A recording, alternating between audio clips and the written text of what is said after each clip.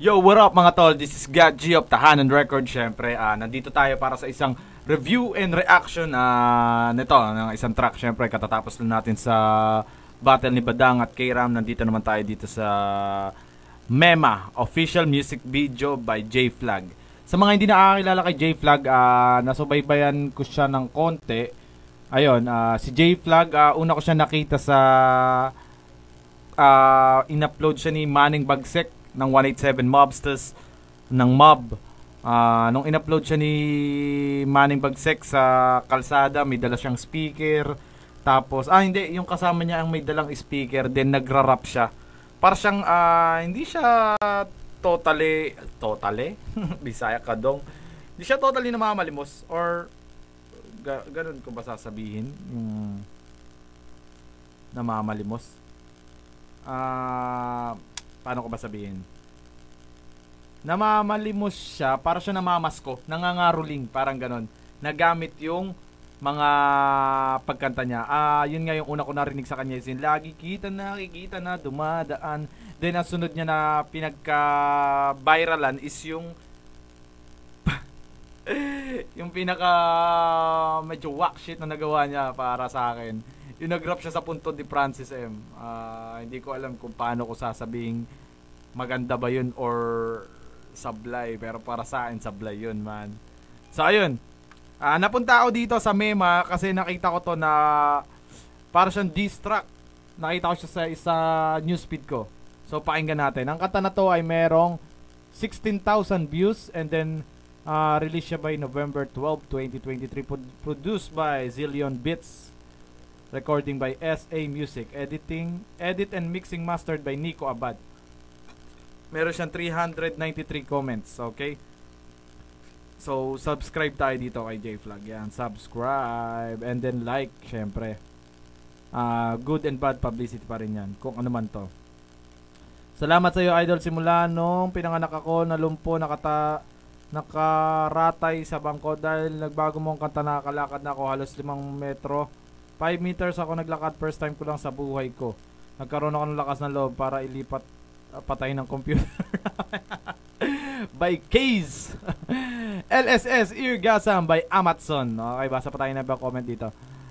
Lupet, sobrang kabado yan, sabi ni It's Your Boy Bayang. Ano na nangyari dito kay J-Flag? Okay, last comment na babasahin natin. Ito mula kay Street Life Production. Solid, baon yung sarili. Self-diss. So parang diss track pala to. Diss track. Okay, tara, pakinggan na natin to.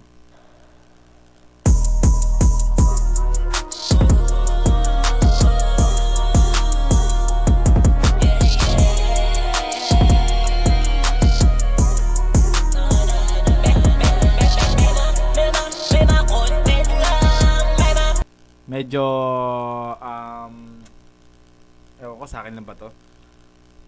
Ano yung hindi ko na maintindihan yung mema content lang. Kung normal ko siya pakikinggan, hindi ko siya masyadong maintindihan na mema yung sinasabi niya. Kasi natatabunan siya ng autotune. Like that. Mema content lang. Mema content lang. Pucha, baka kasama na ako sa tinitira na ito.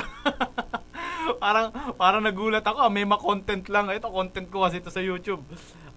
Review tayo, syempre. Bakit di gagawin o bang nila'y magkakitaan? Mema content lang. Mema content lang. Hoy, pasintabi kay J-Flag, may content lang. Kinontent lang kita kasi idol din kita nung una. Pero nung nagawa mo yung kay Francis M is medyo ayoko na, parang stop na yon, parang ganun. Mema content lang. Bakit di gagawin o bang nila'y magkakitaan? Mema content lang. Dami niyang G's na kasama. Mga bata. Siguro sa lugar nila to. Mema content lang. Mema content lang. Bakit di gagawin o bang nila'y magkakitaan?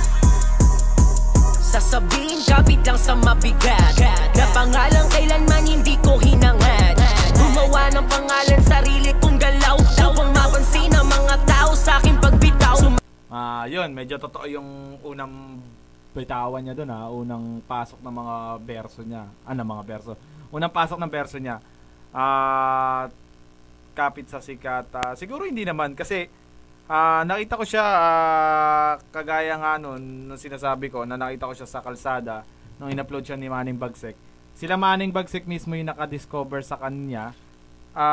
Or naka-discover ba? Tama ba yung ano ko? Kasi sila Manning yung nag-ano dun eh. Tawag dito. Nag-introduce through internet. Or nag-e-exist na siya, hindi lang siya nagba-viral. Nag-e-exist na siya sa Facebook siguro, ganon.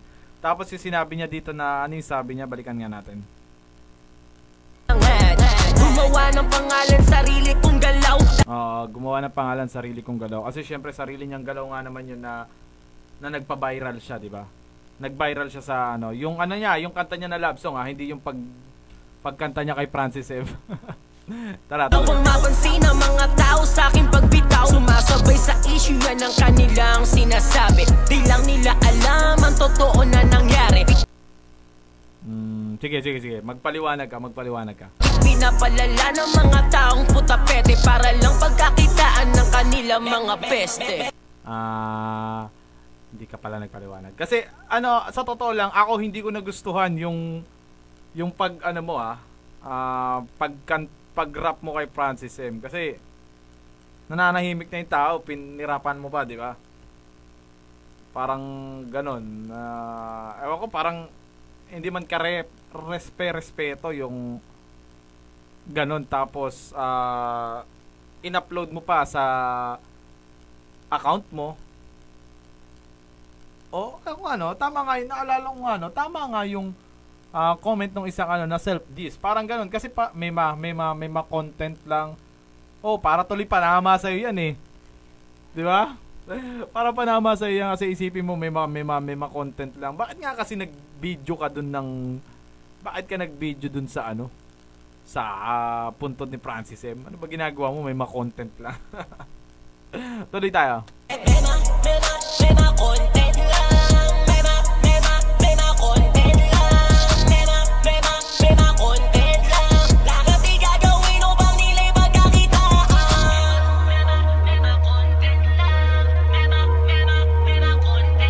Mukhang tama nga, mukhang natutuwa nga ako. Tama nga isang comment ni yung comment ng isa na self-diss.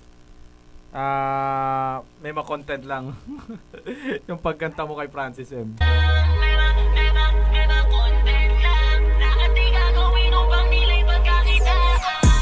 Di ako natutuwa sa pagka-trending ko. Di ko para babuin ang aking iniidolo. Lakas ng mga tama ng mga kumag na to. Kaya ginawang ko na di na para magloko.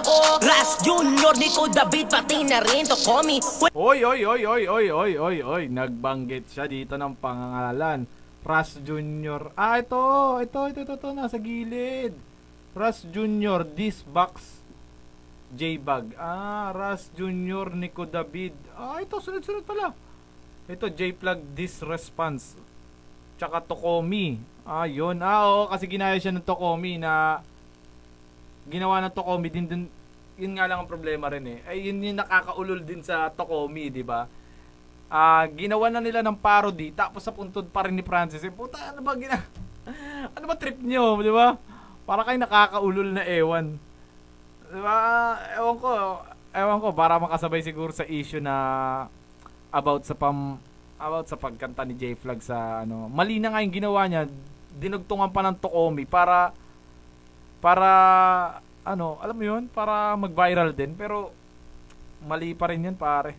Kaya unfollow ako sa Tokomi agad pagkakita ko sabi ko tayo na nagkamali na nga yung J-Flag, sinundan pa ng Tokomi Wala namang masama sa aking mga sinasabi. Puro kayo ganto ganyan, wala na ba kayong Walang masama sa kanyang sinasabi. Totoo naman, walang masama sa sinabi mo. Wala ring masama sa pagkanta mo kay Francis M. Ang masama kasi yung ikinontent mo pa. I-video mo pa, then in-upload mo pa sa account mo, 'di ba? For views sake.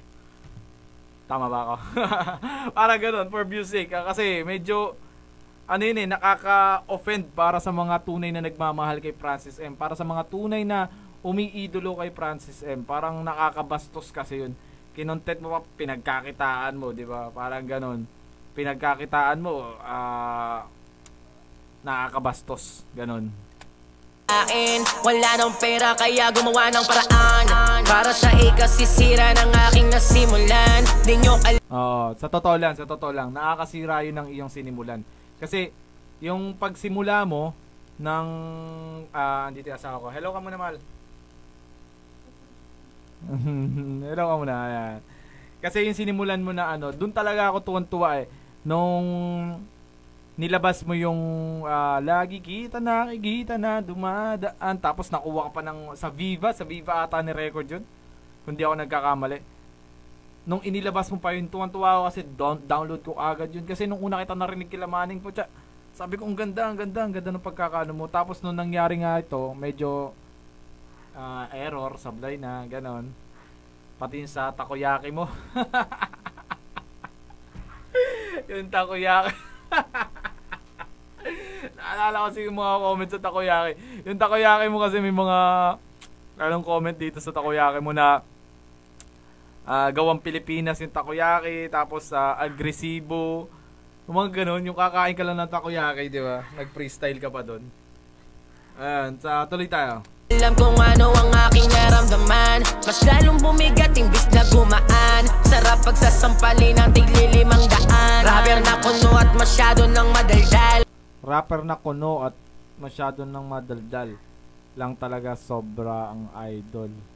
Rapper na kuno. Sino tinutukoy niya? Siguro ito yung lumabas na. Sino to? Sino tong lumabas na to? Hindi siya si Nico David, hindi rin siya si Ras Jr. So, sino tong piling rapper na sinasabi ni J Flag? Comment down kung kilala nyo siya. Hindi ko siya kilala eh. Sorry. Walang mararating, mas masarap ka na isakal. Magtrabaho ka na lang ng maayos at marangal.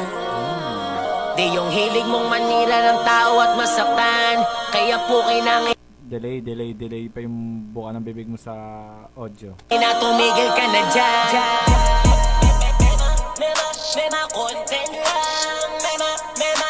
Parang ang naman, sa bagay, uso na ngayon to mga tol eh. Yung masyadong auto-tune. Pero ako, hindi ako masyadong fan ng auto-tune eh. Kasi kung may boses ka naman, di ba? Bakit ka pa mag-auto-tune? Pero sa bagay, kaya nga siya ginagamit kasi para makapag-chorus yung mga halos hindi makapag-chorus kasi nga yung boses nila is hindi pang chorus, di ba? Pero ito kasi yung niya, yung mix ng medyo hindi ko maintindihan or masyadong matinis. O baka nga style mismo ng mixing.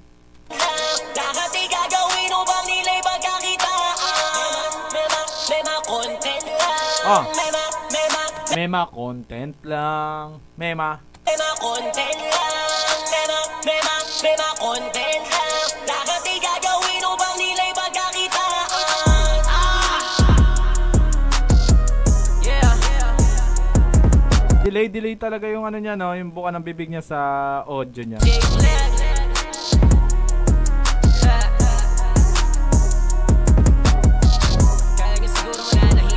Tsaka masyado mataas yung mic mo, dapat binababa mo ng konti para, or baka minsan kasi style yun eh, pagka tinaas mo masyado yung mic mo para hindi masyadong kita yung buka ng bibig mo kung hindi mo kabisado yung track mo para sa video. Mataas masyado yung mic niya eh.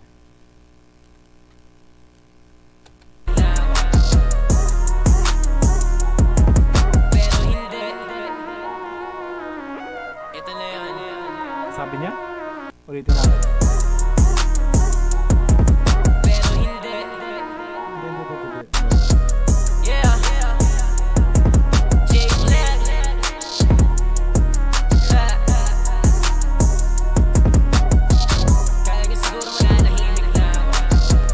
Akala nyo siguro mananahimik na ako. Talagang may kadistrakan siya eh, no? Eto, no? Or parang medyo malabo kasi ang kadistrakan niya is hindi naman mga nagra-rap. Or baka yung Ras Jr. Ayan yung Ras Jr. Kadistrakan niya siguro. Pero hindi. Ito na yun. Grabe ang gang. Grabe ang naka-slides pa. Sulit na sulit. Sulit.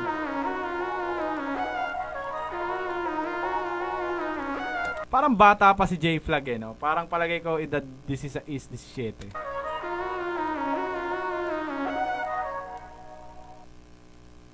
SA Music.